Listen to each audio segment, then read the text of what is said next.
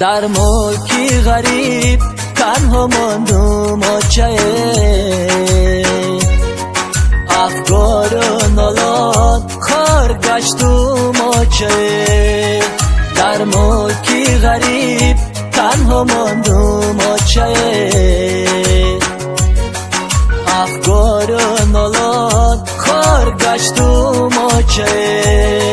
در قسمتی من چون این طالب و بختیه اوچه جان دویم ده کی روزون سخته اوچه جان دویم ده کی روزون سخته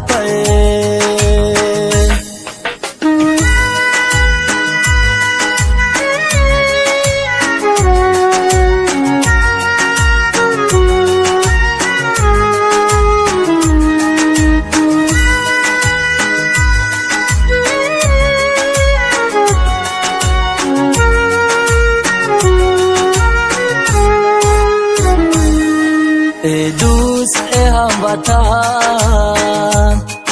بگیره خاکی وطن ببوسن از خاکی پاک کیو دارد بوی وطن دوست هموطن بگیره خاکی وطن ببوسن از خاکی پاک دارد بوی وطن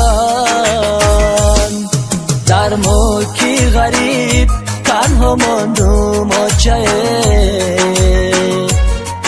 افکار و نالات خار گشتم در ملکی غریب تنها ماندم افکار و نالات خار گشتم در قسمتی من چون این طالب و بختیه اوچه جان دویم ده کی روزون سخته اوچه جان دویم ده کی روزون سخته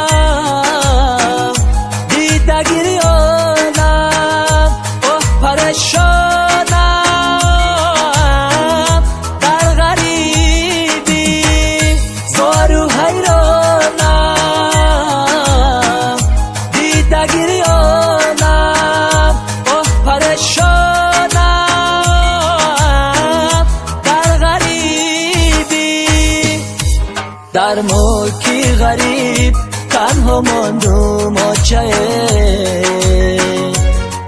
افکار و نالات خار گشتم